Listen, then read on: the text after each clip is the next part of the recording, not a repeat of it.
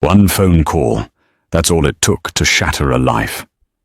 For Clara Rossi, a waitress drowning in debt and despair, that call was a desperate gamble made in a rain-slicked alley, a plea to a number on a blood-stained business card. For Don Vincenzo Moretti, the most feared man in Sovereign City, it was an unwelcome interruption, a crack in the armor of his untouchable empire. She thought she was saving a stranger's life. He thought she was an opportunist or a threat. Neither of them knew they were standing on the precipice of a storm that would drag them into a world of betrayal, obsession, and a love as dangerous as it was inevitable. What happens when a nobody holds the key to a king's only weakness? The answer will cost them everything. The relentless drumming of rain against the grimy window of the Blue Moon Diner was the only soundtrack to Clara Rossi's exhaustion. It was a Tuesday, which meant the city's forgotten souls congregated for the 2-for-1 coffee special, each of them nursing their lukewarm cups and their colder regrets for hours. Clara moved between the cracked vinyl booths like a ghost, her smile practiced and weary, her apron stained with the ghosts of 1,000 spilled coffees and ketchup disasters. Every slosh of the coffee pot, every clatter of cheap cutlery, was a tick of the clock counting down the seconds to foreclosure, to the day the hospital would stop her sister Sophia's treatments. Sovereign City was a place of brutal contrasts. From the diner's window, Clara could see the glittering spires of the financial district, piercing the storm clouds, monuments of glass and steel where men traded fortunes without ever touching a dollar. Down here, in the city's gut, people traded what was left of their dignity for another day's survival. Clara existed in that gut, her dreams long since digested by reality. At 11:30, the last of the stragglers had been shooed out into the wet, unforgiving night. Wiping down the sticky counter, her reflection in the streaked chrome of the napkin dispenser looked back at her, a stranger with dark circles under her eyes. She was 24, but tonight she felt 100. The day's meager tips, a crumpled collection of 1s and 5s, wouldn't even cover the overdue electric bill. A familiar knot of panic tightened in her chest. "All right, Sal, I'm heading out," she called to the cook, a mountain of a man who communicated primarily through grunts and the sizzle of his grill. He grunted in reply, not looking up from his newspaper. Stepping outside, Clara pulled her thin coat tighter.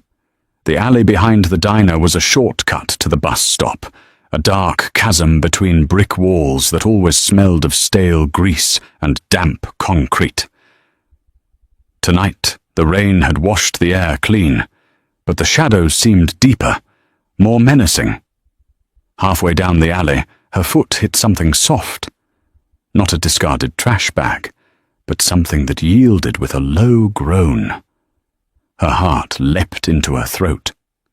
She fumbled for her phone, the cracked screen casting a weak, flickering light. On the wet pavement lay a man.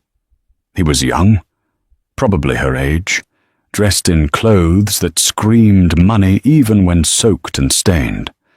A tailored wool coat, designer jeans, and a watch on his wrist that probably cost more than her sister's life-saving medicine. A dark, ugly gash ran across his temple, and a crimson stain was spreading slowly from his side, mingling with the rainwater. He was unconscious, his breathing shallow and ragged. Panic seized her. Call 911. That was the first rule. But in this part of town, an ambulance often brought the police, and the police asked questions. Questions about a body in the alley behind your work. Questions that could get you fired, or worse, noticed. And for people like Clara, being noticed was always dangerous. Her trembling light fell on his face. He was handsome in a reckless, arrogant way, with sharp cheekbones and dark hair plastered to his forehead.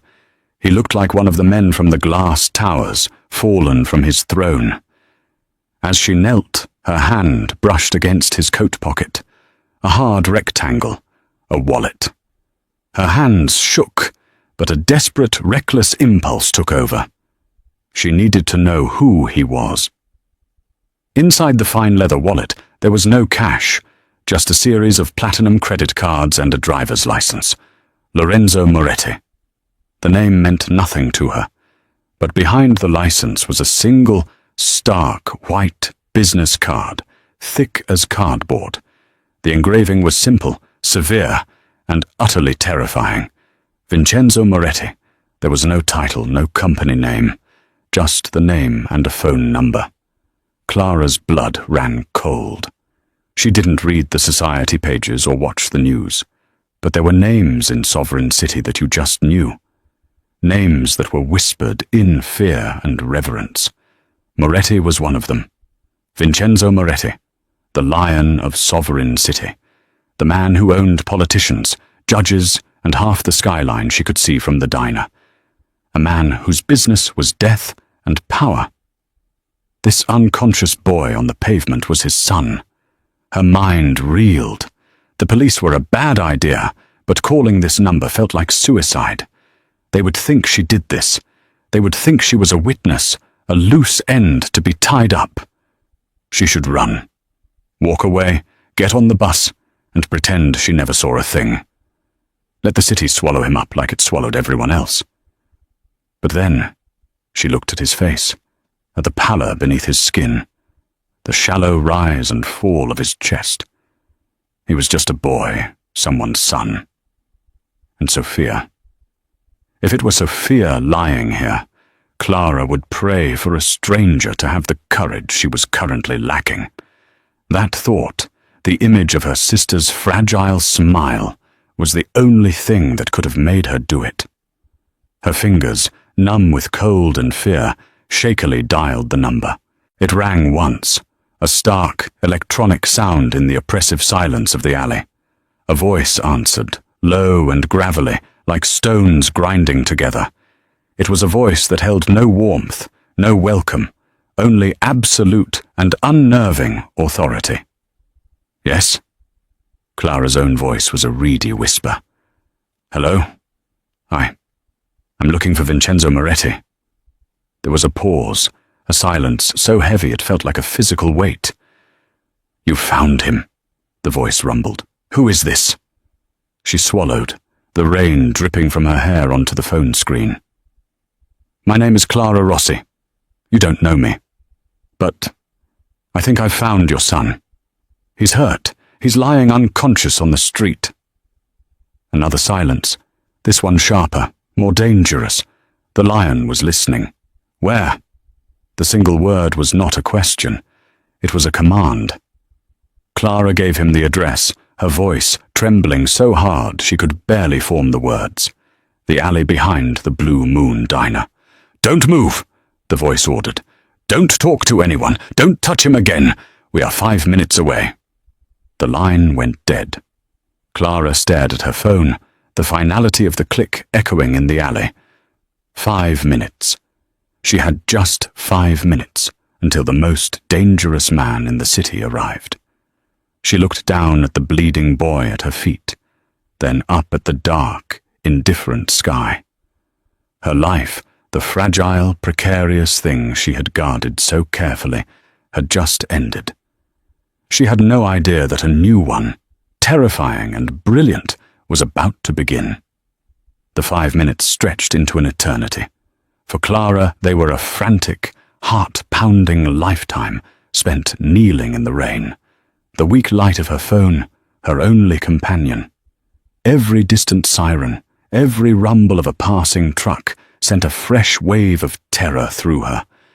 She was a witness, a loose end. The stories about Vincenzo Moretti were not fairy tales. They were cautionary ones, whispered by people who knew better than to say his name too loudly. He didn't just solve problems, he erased them.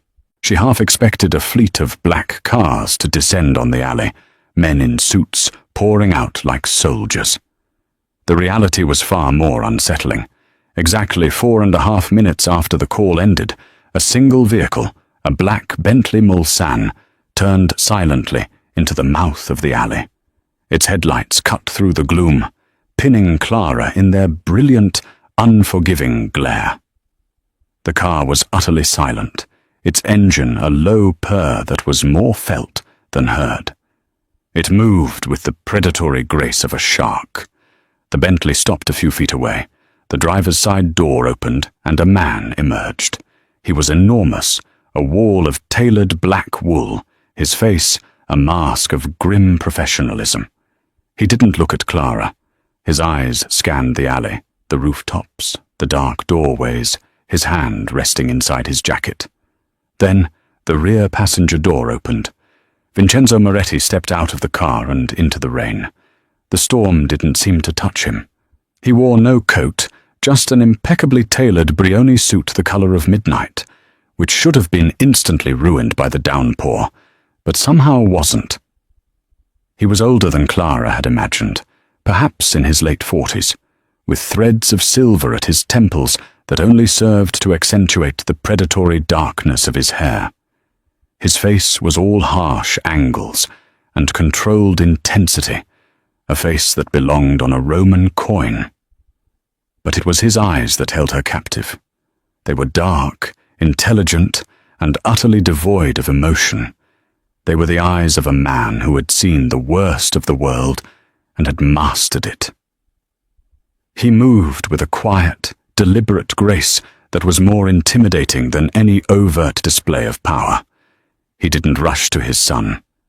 Instead, his gaze fell first on Clara, who was still kneeling on the wet asphalt, frozen in the headlight's beam. He assessed her in a single, sweeping glance. Her cheap, soaked coat, her worn-out sneakers, the fear in her wide eyes. It was a look that stripped her bare, weighed her, and found her wanting. "You're the girl?" he asked. His voice was the same one from the phone, a low rumble that vibrated in the air. Clara could only nod, her throat too tight for words. Another man, younger and leaner than the driver, had emerged from the passenger seat. He carried a black leather bag and immediately knelt beside Lorenzo, his movements quick and practiced. A doctor. Vincenzo finally walked over to his son, his expensive leather shoes stepping through the grime of the alley without a hint of hesitation. He looked down at Lorenzo, and for a fleeting, imperceptible moment, something flickered in his cold eyes. It wasn't just concern, it was a deep, primal anger. The lion, seeing his cub wounded. The mask of control snapped back into place almost instantly. "He's stable," the doctor said quietly. "Blunt force trauma to the head, and what looks like a knife wound to the abdomen. It's not deep, but he's lost a lot of blood. We need to move him now." Vincenzo gave a curt nod. The massive driver, who Clara now understood was a bodyguard, effortlessly lifted Lorenzo and carried him to the car as if he weighed nothing. The doctor followed, shutting the door behind them. And then, Clara was alone in the alley with Vincenzo Moretti. The rain continued to fall, plastering her thin brown hair to her scalp. He stood before her, an imposing silhouette against the blinding headlights. "You found his wallet," he stated. It wasn't a question. "Yes," she managed, her voice a croak. "His ID was inside. And your card. You took nothing." Again a statement.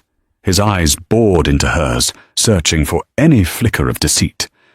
"No, of course not. I wanted to help him." Vincenzo took a step closer. The air crackled with a dangerous energy.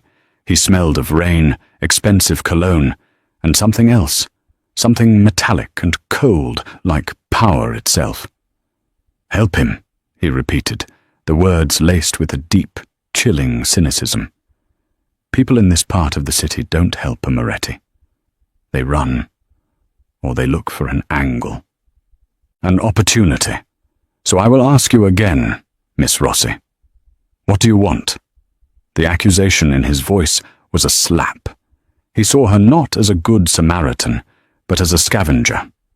The injustice of it, on top of the fear and the cold, sparked a tiny ember of defiance inside her. "I don't want anything," she said, her voice gaining a sliver of strength. "I saw a man bleeding in an alley. I did what any decent person would do." A corner of his mouth twitched, a motion that was not a smile. It was something far more menacing. "Decency," he mused, as if it were a foreign word. "A luxury few can afford. You work in that diner. You live 3 blocks away in the tenements on Ash Street. Your sister, Sophia, has stage 4 leukemia. The experimental treatment she needs costs $200,000 a year. You, Miss Rossi, cannot afford decency." Clara felt the blood drain from her face. He knew. In the handful of minutes since her call, he had unearthed the entire pathetic story of her life. The knowledge was a violation, a display of power so absolute it left her breathless. He hadn't just learned her name, he had unraveled her soul and found all her desperate, secret pains. "So," he continued, his voice dropping to a conspiratorial whisper that was more terrifying than a shout, "let us dispense with the pretense. You found my son. You made a very intelligent call. You have my attention. Now, tell me what you saw. And then, tell me your price." He looked at her, expecting her to crumble, to name a figure, to finally reveal the greed he was so certain was lurking behind her frightened eyes. He saw her as a piece on a chessboard, a pawn to be moved or sacrificed. He had no idea that this pawn had a will of her own, and she was about to make a move he could never have anticipated. Clara stared at Vincenzo Moretti, the facts of her life laid bare between them like an autopsy report. He expected her to beg, to barter, to sell her story for a chance at her sister's life. The part of her that was drowning in medical debt screamed to do just that. Name a price. $200,000, a number that was both a fortune and a pittance to the man standing before her. It was the smart play, the one anyone in her position would make. But as she looked into his cold, calculating eyes, the defiance she'd felt earlier hardened into resolve. He had stripped her of her privacy, her dignity. He had assumed the worst of her. If she took his money, she would be confirming his cynical view of the world and of her. She would be just another transaction in his ledger. And something inside her, something she thought had died long ago, rebelled. "I saw a man who needed help," she said, her voice clear and steady despite the tremor in her hands. "And I have no price." Vincenzo's expression didn't change, but a subtle shift occurred in his posture. He had been leaning forward slightly, the predator about to close a deal. Now he stood straighter, a flicker of genuine surprise in his dark eyes. He was a man who believed everything, and everyone had a price. Her denial was not just a negotiating tactic, it was a disruption of his entire worldview. "No price?" he repeated slowly. "Miss Rossi, do not mistake me for a fool. Your sister is dying. You are one paycheck away from eviction. Do not insult my intelligence with false piety." "I'm not," she insisted, shaking her head. The rain felt cold on her hot cheeks. "Taking money for doing the right thing makes it the wrong thing. I won't sell my conscience, not even for my sister." The words felt hollow as she said them. What was a clear conscience to a dying child? But they were the only weapon she had. For a long moment, Vincenzo simply studied her. The noise of the city seemed to fade away, leaving only the sound of the rain and their breathing. He was reevaluating her, reassessing his initial judgment. This was not going according to his script. "Marco," he said, without turning his head. The lean, handsome man who had been standing silently by the car stepped forward. This was Marco Vescovi, Vincenzo's most trusted advisor, a man whose ambition was cleverly hidden behind a veneer of loyalty. "Don Moretti," Marco said, his voice smooth as silk. "Escort Miss Rossi home," Vincenzo commanded, "and stay with her." Clara recoiled. "Stay with me? Why? I'm not—" "You are a witness," Vincenzo cut her off, his tone leaving no room for argument. "Until I know who did this to my son, you are the only link I have to them. That makes you a target, or it makes you a suspect. In either case, you will not be left alone. You are now under my protection. It is not a request." He turned and walked back to the Bentley, his movements fluid and final. He didn't look back. The car door closed with a solid, expensive thud, and the vehicle glided out of the alley, disappearing into the night as silently as it had arrived. Clara was left with Marco Vescovi. He had a charming smile that didn't reach his eyes. "Miss Rossi, if you'll follow me. We have another car waiting." She had no choice. She was swept into a world she didn't understand, her protests dying in her throat. 20 minutes later, she wasn't at her shabby apartment on Ash Street. She was standing in the marble-floored lobby of the Sovereign, the most exclusive residential tower in the city, a building owned by Vincenzo Moretti. Marco led her to the penthouse elevator.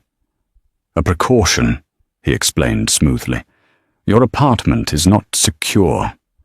Don Moretti has arranged for you to stay here for a few days." The apartment, it was an insult to call it that, was a sprawling palace in the sky.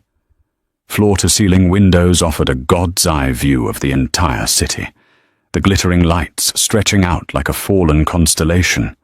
The furniture was minimalist and brutally expensive. The art on the walls was original, and the silence was absolute. It was a cage made of glass and gold. A woman in a neat grey uniform appeared. "Miss Rossi, my name is Helena. I am the housekeeper. If you require anything, please let me know. There are clothes in the closet for you." Clara was too stunned to speak. She walked into the bedroom. The closet was larger than her entire apartment. It was filled with designer clothes, all in her size. On the bed, laid out neatly, was a set of silk pajamas. This wasn't just protection, it was a statement. It was a way for Vincenzo to control her, to indebt her. The next morning, Marco appeared at her door. "Don Moretti would like to see you," he said. He led her not to an office, but to a private medical wing within the building. In a pristine white room that looked more like a luxury hotel suite than a hospital room, Lorenzo Moretti was awake.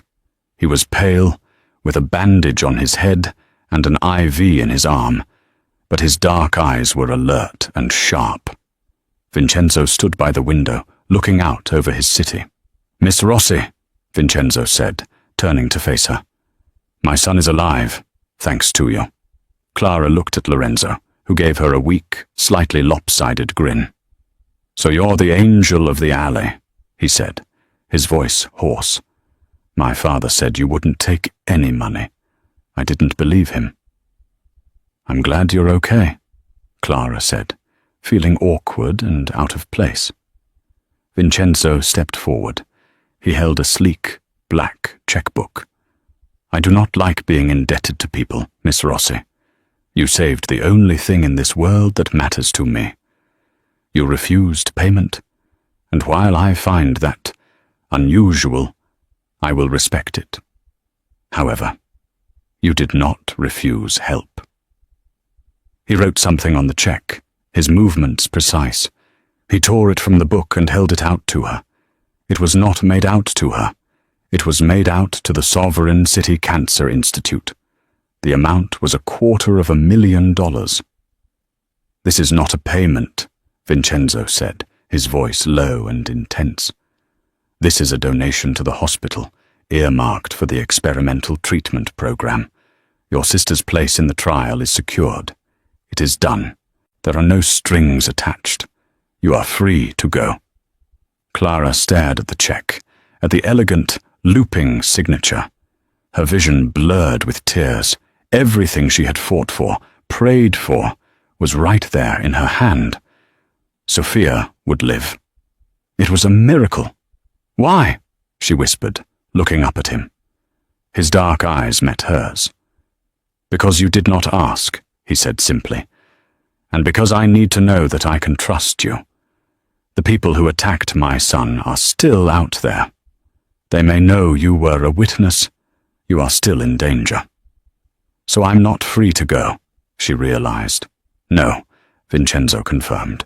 "This check buys your sister's life. Your continued cooperation buys yours. You will remain here, in this building, where I can watch you, and you will tell me again every single detail you remember from that alley." The check in her hand felt impossibly heavy. It was a gift, a miracle, a blessing, but it was also a chain. He had found her price after all. It wasn't money, it was her sister's life. And for that, Clara Rossi would do anything. She was no longer just a witness. She was a possession of Don Vincenzo Moretti. The days that followed blurred into a strange, disorienting routine. Clara lived in the penthouse, a prisoner in unimaginable luxury. Helena, the silent housekeeper, attended to her every need, serving gourmet meals Clara couldn't bring herself to eat, and laying out expensive clothes that felt like a costume. She spent hours staring out at the city from behind the bulletproof glass, a sprawling, vibrant world that she was no longer a part of.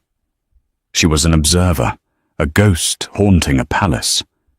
Twice a day, Marco Vescovi would escort her down to the medical wing to see Lorenzo. The younger Moretti was recovering quickly, his youthful constitution warring against his injuries. He was charming and flirtatious, treating his near-death experience as a grand adventure, and Clara as its beautiful heroine. "You know," he said one afternoon, propped up against a mountain of pillows, "when I'm out of here, I'm taking you to dinner. Not some greasy spoon like that diner either. I'm talking about Le Ciel. You have to book a table 6 months in advance." "I'm not really the Le Ciel type," Clara answered quietly, her gaze drifting to the door, always expecting Vincenzo to appear. "We can change that," Lorenzo said with a wink. "A dress from Valentino, some diamonds. My father can afford it." He saw her as a project, a beautiful stray to be cleaned up and paraded. He was kind in his own way, but his worldview was as narrow and privileged as his father's was cynical and dark.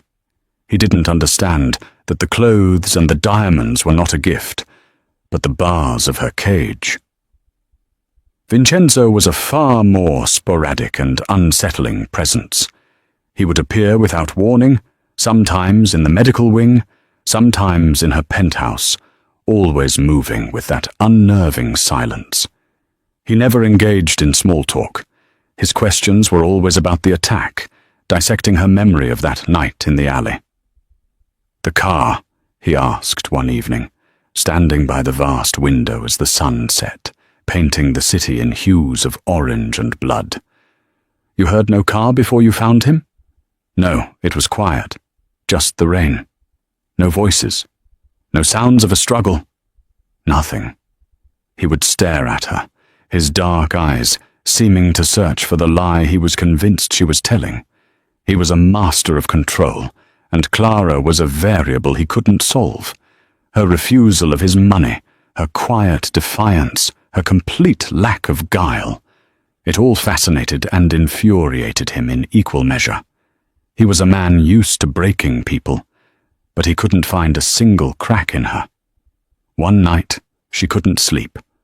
The silence of the penthouse was louder than the sirens of Ash Street. She wandered into the vast living area and found him there, standing on the balcony, a glass of amber liquid in his hand. He was looking down at the kingdom he had built. She hesitated, about to retreat back to her room, but he spoke without turning. "You should not be afraid of heights in a place like this." She slowly walked over and stood a few feet away from him, wrapping her arms around herself. The night air was cool. "I'm not afraid of the height," she said softly. "I'm afraid of the fall." He finally turned to look at her. In the dim light of the city below, the harsh lines of his face seemed to soften. He looked tired. "Everyone falls, Miss Rossi. The question is whether you have the strength to get back up." "Is that what you did?" The question was out before she could stop it. It was too personal, too bold. A long silence hung between them. She expected a sharp rebuke, a dismissal. Instead, he took a slow sip of his Macallan 25. "I did not have the luxury of falling," he said, his voice a low murmur. "When you are a lion, you are either on the throne or you are a rug. There is nothing in between." It was the first time he had spoken to her as a person, not a witness or a problem. She saw a flicker of the man behind the myth, a man burdened by the crown he wore. "Lorenzo is lucky to have you," she found herself saying. Vincenzo's eyes snapped to hers, sharp and intense. "Luck had nothing to do with it. You made a choice." "Why?" he asked, the question that had been haunting him. "Why him? A stranger in an alley. Why risk calling me?" Clara thought of Sophia, of the fierce, desperate love she felt for her sister. "Because," she said, her voice thick with emotion, "no matter who he is or who you are, he is still someone's son. And a world where people let a child die alone in the rain is not a world I want to live in." His expression was unreadable, but something in his gaze shifted. He looked at her, not as a pawn or a puzzle, but as something else entirely. Something rare. He had surrounded himself with soldiers and sycophants, men who followed him out of fear or greed. This quiet, stubborn waitress possessed a form of strength he hadn't encountered before. Integrity. From his position in the medical wing, Lorenzo watched the growing connection between his father and Clara with a mixture of confusion and resentment. He saw the way his father looked at her, the way he lingered after his interrogations. The Don, who had never shown a moment of softness to anyone, was being disarmed by a waitress. Lorenzo had brought her into their world, and now he felt like he was being pushed out of it. His gratitude for being saved began to curdle into jealousy.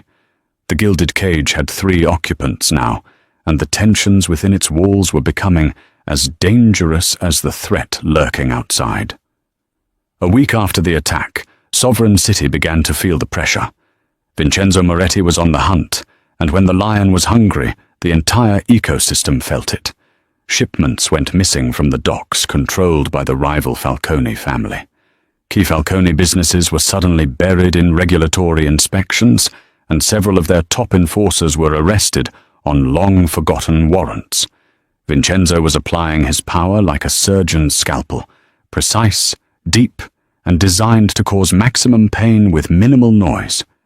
The consensus, carefully curated by whispers in the right ears, was clear. The Falcones had finally crossed the line. Attacking the Don's only son was a declaration of war. Marco Vescovi was the most vocal proponent of this theory. It was Antonio Falcone, Marco insisted, during a meeting in Vincenzo's stark, modern office. It has his signature all over it, a sloppy public attack meant to provoke. He's trying to show us he isn't afraid. We need to retaliate, a show of force. We hit him back, hard and fast, before he thinks he has the advantage. Vincenzo sat behind his massive obsidian desk, steepling his fingers. He listened, his face an unreadable mask, but his mind was elsewhere.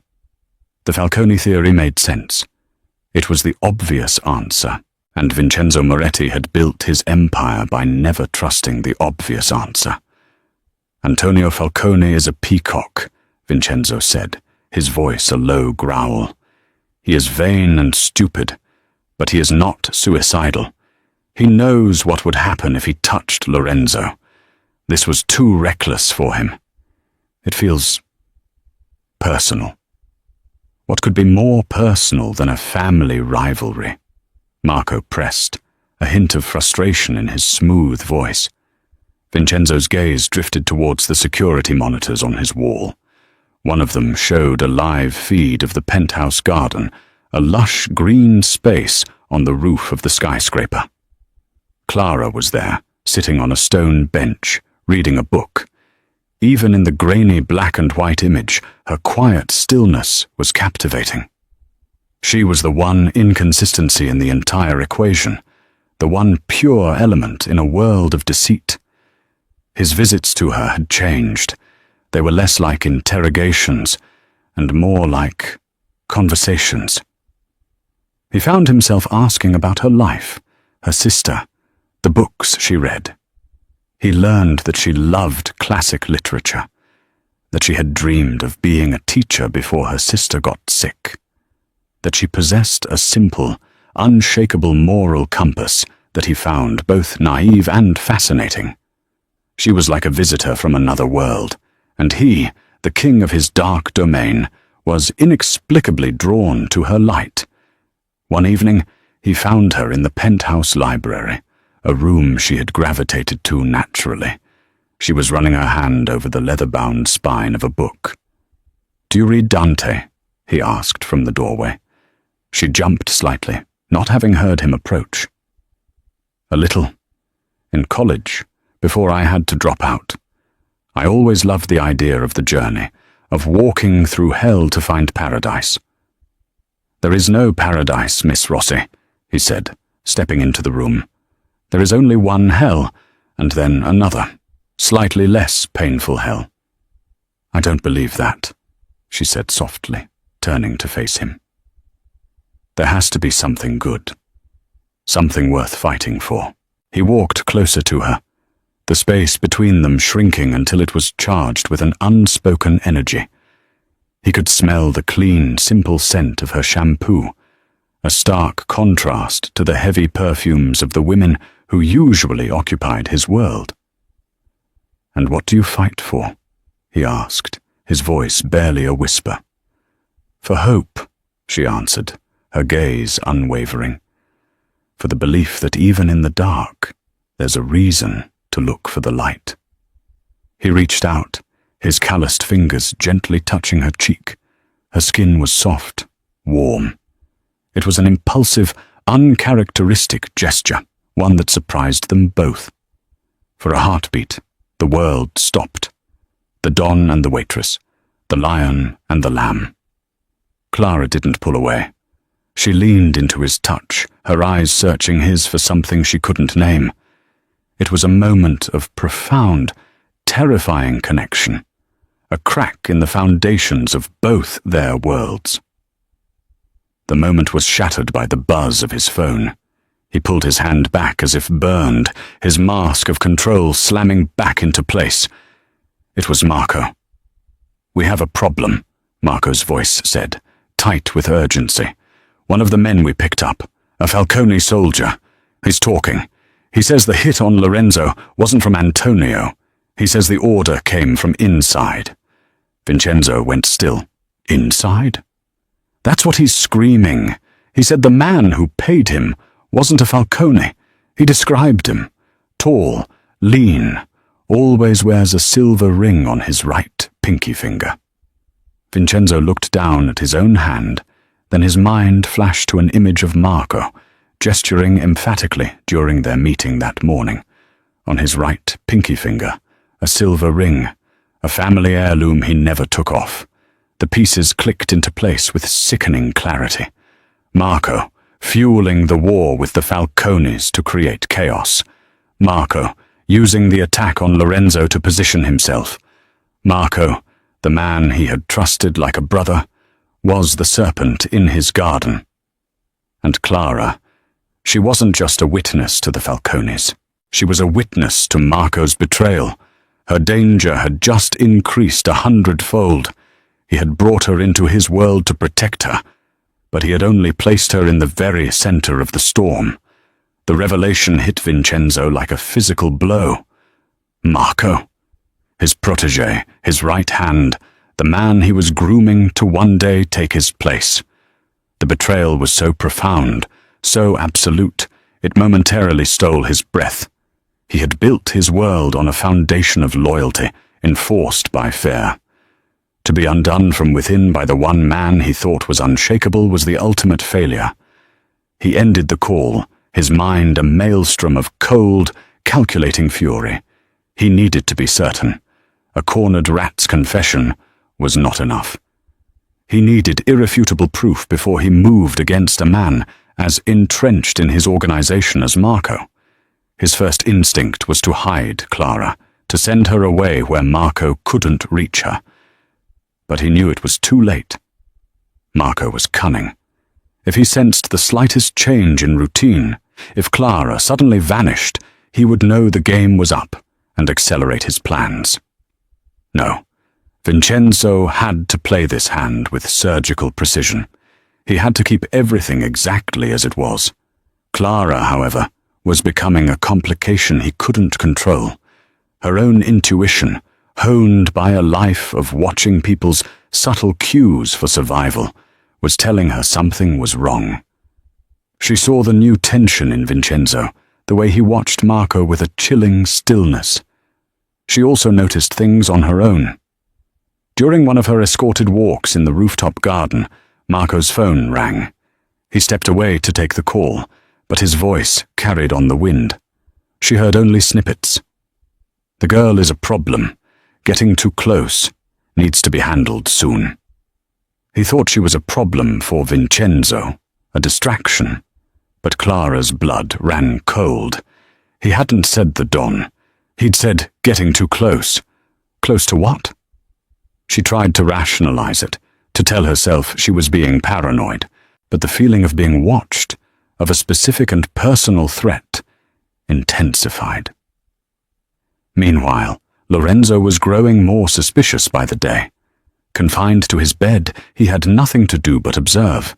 He noticed the way Marco's reports about the Falcones never quite added up, the way he would steer conversations away from certain topics.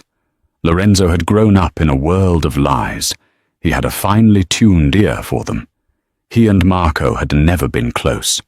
Lorenzo's recklessness had always been an irritant to Marco's meticulous ambition. One afternoon, Lorenzo called Clara to his room. "My father trusts you," he said, getting straight to the point. "I don't know why, but he does. He listens to you." "I don't think he listens to anyone," Clara replied honestly. "He watches you," Lorenzo corrected. "It's the same thing. I need you to do something for me. Marco keeps his personal laptop in his study down the hall. My father gave him a suite here in the building. I need to get inside it. He won't suspect you." "Why?" Clara asked, her heart pounding. "What are you looking for?" "I don't know yet," Lorenzo admitted. "But my father taught me one thing. When a story is too perfect, it's always a lie. And the story Marco is telling about the Falcones is perfect." An unlikely alliance was formed, born of shared suspicion. Clara, terrified but resolute, agreed. That evening, feigning a headache, she asked Helena for a specific herbal tea she knew was kept in the main kitchen, which was located on the same floor as Marco's study. While Helena was gone, Clara slipped away. Her hands trembled as she used a keycard Lorenzo had given her, a MasterCard he had borrowed from a guard, to open the door to Marco's suite. The study was immaculate, cold, and impersonal, just like its owner.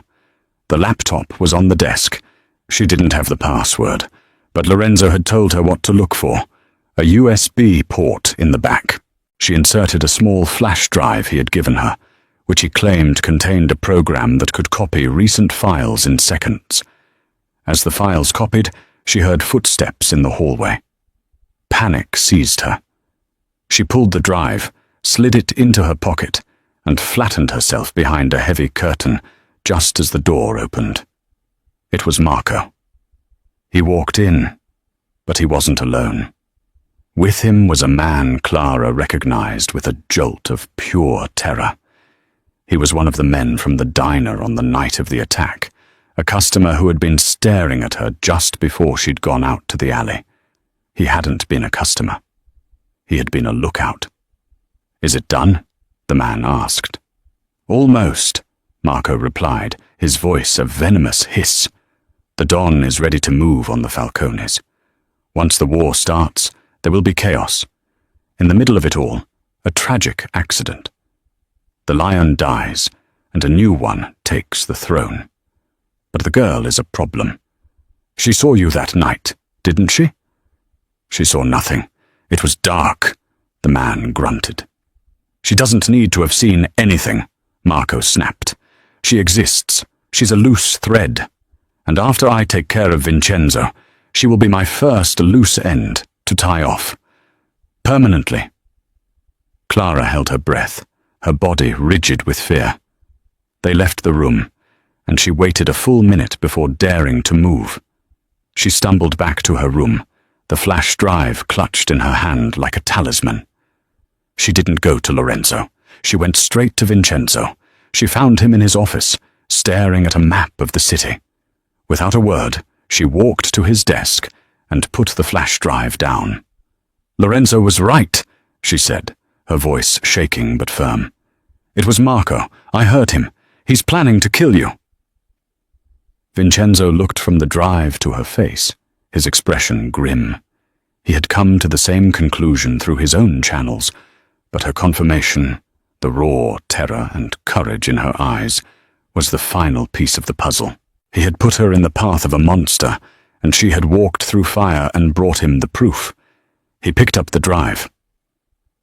"Marco has made 2 mistakes," he said, his voice dangerously soft. "He underestimated my son, and he underestimated you." He stood up and walked around the desk to stand in front of her. "He will not make a third." The air in Vincenzo's office became deathly still. The game was over. All that remained was the final, brutal move. Vincenzo inserted the flash drive into his computer. The files that Clara had copied were encrypted, but it took his technicians less than 10 minutes to break them. On the screen were bank records, offshore accounts, a series of multi-million-dollar transfers from an unknown source, with the final, largest payment scheduled for the day after the planned hit on the Falcones. There were also encrypted emails, communications not with the Falcones, but with a Russian syndicate looking to gain a foothold in Sovereign City. Marco wasn't just staging a coup, he was selling the entire Moretti Empire to the highest bidder. Lorenzo, the heir, was meant to be the first casualty. Vincenzo, the king, was to be the last. Vincenzo's face was carved from granite. The betrayal was deeper and more absolute than he could have ever imagined. He looked at Clara, who stood pale and trembling but refused to look away. She had not only saved his son, she had now saved his kingdom. "He will know I was in his room," she whispered. "He'll come for me." "Yes," Vincenzo said, his voice a low, chilling promise. "He will. And we will be ready for him." His plan was simple, elegant, and deadly. He would let Marco think his scheme was proceeding perfectly. He publicly announced a full-scale war council for the next evening, a meeting of all his capos to plan the strike against the Falcones. It was the event Marco was waiting for, the moment Vincenzo and all his loyal men would be gathered in one place, a perfect target. Marco would use the chaos of the meeting to eliminate Vincenzo, but Marco's primary leverage, the one thing he believed he could use if things went wrong, was Clara. Vincenzo met with Lorenzo, explaining the final moves of the game. "He will take the girl," Vincenzo stated. "He believes she is my weakness. He will use her as a shield." "You can't let him get to her," Lorenzo insisted, his face tight with anger. "I am not letting him," Vincenzo corrected. "I am counting on it." The next evening, the trap was set. Vincenzo left for the war council, a staged meeting at a secure warehouse across town. He left Clara in the penthouse, seemingly with a reduced security detail, a deliberate vulnerability. As Vincenzo's car pulled away from the building, Marco made his move.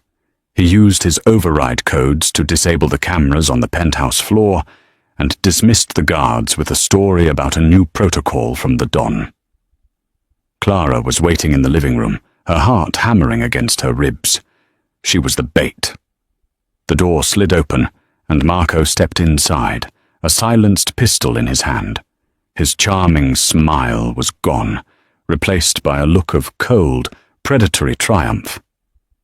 "What a shame," he said, his eyes roaming the room. "All this luxury, and you won't get to enjoy it for much longer."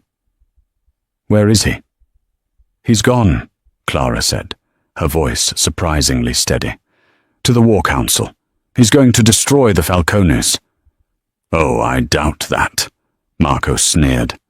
"There are other plans for tonight. You and I are going to take a little trip. Insurance."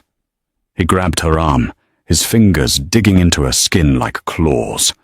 He dragged her towards a private service elevator, the one he planned to use to exit the building unseen. But as the elevator doors opened, he stopped. It was not empty. Vincenzo Moretti stood inside, flanked by two of his most loyal and most lethal enforcers. He was not at the warehouse. He had never left the building. Marco's face went white with shock. In a split second, he reacted, yanking Clara in front of him, pressing the cold muzzle of the pistol to her temple. "Don Moretti," he hissed. "An unexpected pleasure. Stand down, or the girl dies." Vincenzo's face was utterly devoid of emotion. He took a slow, deliberate step out of the elevator. "You are mistaken, Marco," he said, his voice dangerously calm. "You think she is my weakness, my shield. You are wrong." He kept walking forward. One step. Two. "I mean it, Vincenzo," Marco screamed, his composure cracking. "I'll kill her." "She is not the shield," Vincenzo continued, his dark eyes locked on Marco's, ignoring the gun, ignoring Clara completely.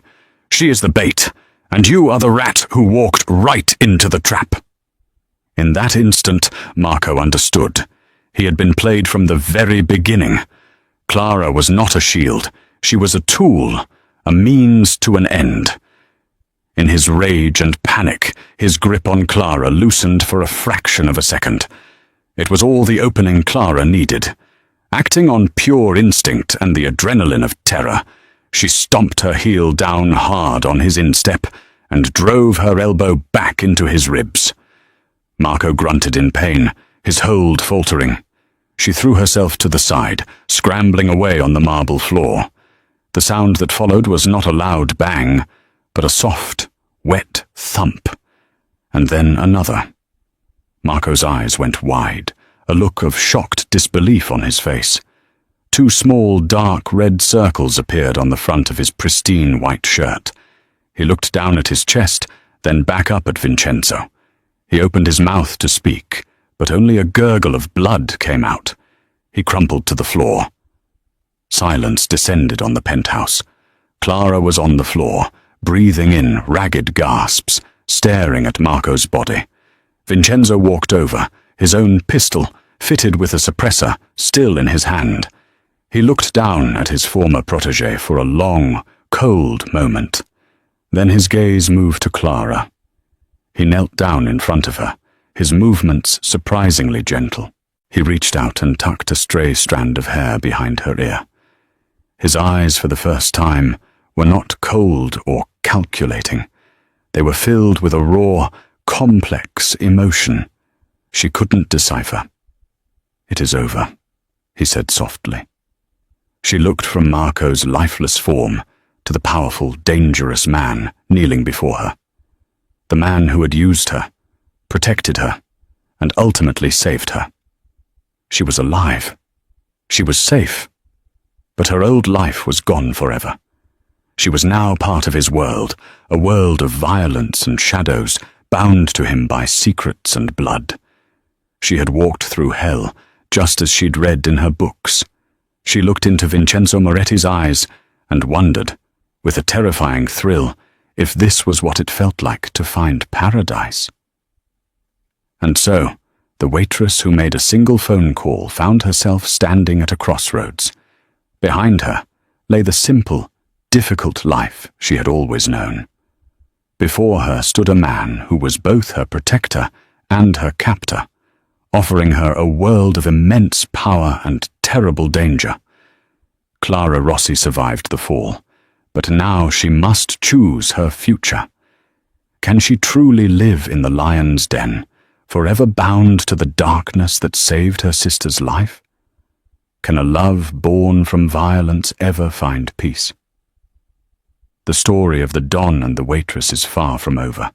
Their most dangerous battle, the one for their own hearts, has just begun. Thank you so much for listening. If you were captivated by Clara and Vincenzo's story, please show your support by hitting that like button, sharing this video with a friend who loves drama, and subscribing to the channel for the next chapter in their thrilling saga.